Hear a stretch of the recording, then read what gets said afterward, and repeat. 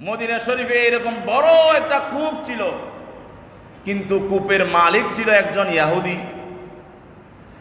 এই ইহুদি দেখতেছে মুসলমানদের পানির অভাব। ইহুদি বড় লোভী ছিল, হারিস ছিল।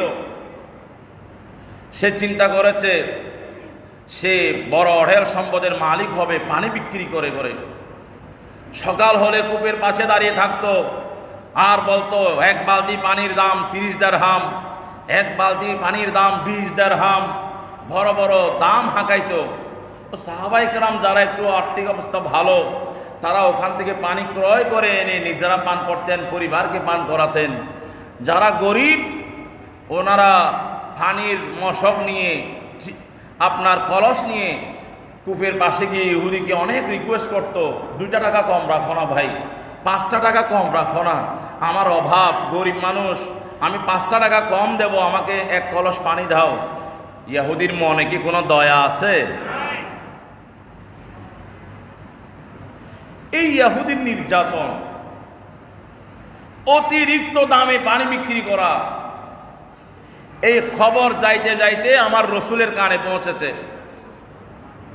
দয়াল নবী সাহাবায়ে কেরামদেরকে নিয়ে বসলেন। প্রিয় নবী বললেন, তোমাদের মধ্যে কে আছো অমুক ইহুদির এই কূপটা কিনে নিতে পারবে? সুবহানাল্লাহ বলেন না। সেই কূপের নাম বিইরে রুমা। বিইরে রুমা, এই কূপটা এখনো মদিনা শরীফে আছে। সুবহানাল্লাহ বলেন। এই বিইরে রুমা কূপটা কে কিনে দিতে পারবে? আল্লাহ তাকে জান্নাত থেকে হাউজে কাউসারের পানি পান করাবেন। তোমাদের মধ্যে কে আছো? দাঁড়িয়ে গিয়েছেন একজন মহাপুরুষ, তার নাম হযরত ওসমান গনি। ইয়া রাসূলুল্লাহ, আমি আছি।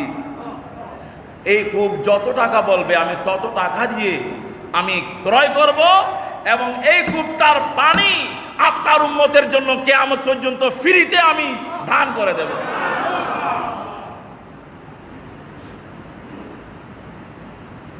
হযরত ওসমান গনি রাদিয়াল্লাহু তাআলা ইহুদির কাছে প্রস্তাব পাঠাইলেন। ইহুদি বলতেছে, এই কূপ তো আমি বিক্রি করব না,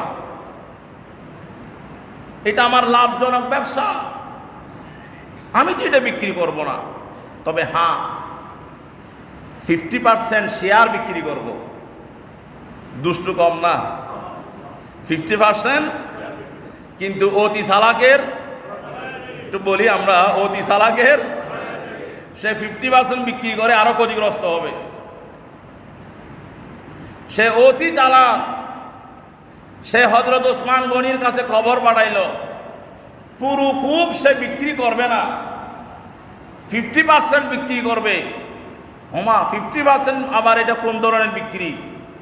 ইহুদি বলল, এই কূপের পানি একদিন আমি বুক করব আর একদিন ওসমান বুক করবে।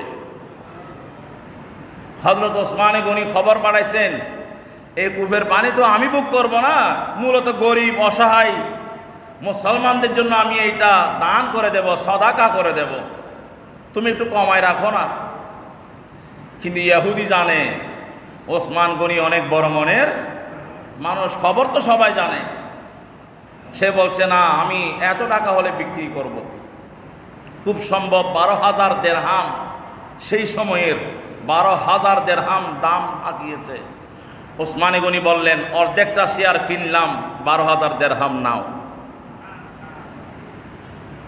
সে পানি বিক্রি করত। ইহুদি প্রতিদিন কূপের গোড়ায় দাঁড়িয়ে থাকতো, 30 দিরহাম, 20 দিরহাম, 25 দিরহাম, এক বালতি পানি, এক কলস পানি বিক্রি করত। বাধ্য হয়ে সাহাবায়ে কেরামরা কিনে নিতেন। হযরত ওসমান গনি যখন অর্ধেকটা 50% শেয়ার যখন ক্রয় করলেন, ইহুদি এবং ওসমান গনির মধ্যে চুক্তি হয়ে গেল, একদিনের পানি ওসমান গনি বিক্রি করবেন, দান করবেন, ভোগ করবেন, আর একদিনের পানি ইহুদি বিক্রি করবে, ভোগ করবে। টাকা পয়সা লেনদেন শেষ, মদিনাতুল মুনাওয়ারায় পাবলিসিটি হয়ে গেল, হে আমার রসুলের সাহাবারা, হে আমার রসুলের সাহাবারা, আজ থেকে তোমাদের পানি নিয়ে টেনশন করতে হবে না, আমি ওসমানে গনি তোমাদের জন্য প্রতি 2 দিনের মধ্যে একদিন পর একদিন তোমরা ওই কূপ থেকে পানি নিয়ে যাবা, যার যা মন চায়, কোনো টাকা দিতে হবে না।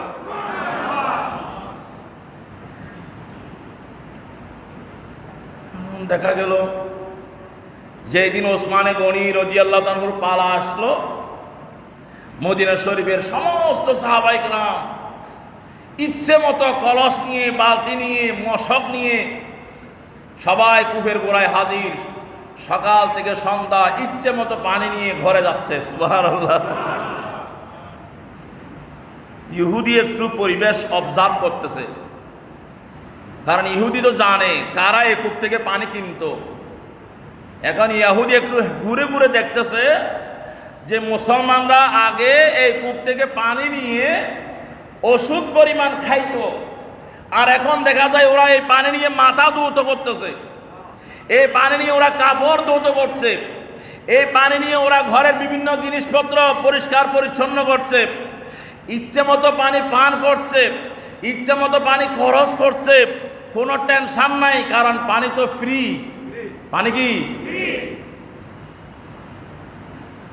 যারা এক কলস পানির জন্য ইহুদির হাত ধরার মতো অবস্থা হতো, ওরা এখন দেখা যায় পানির কোনো অভাব।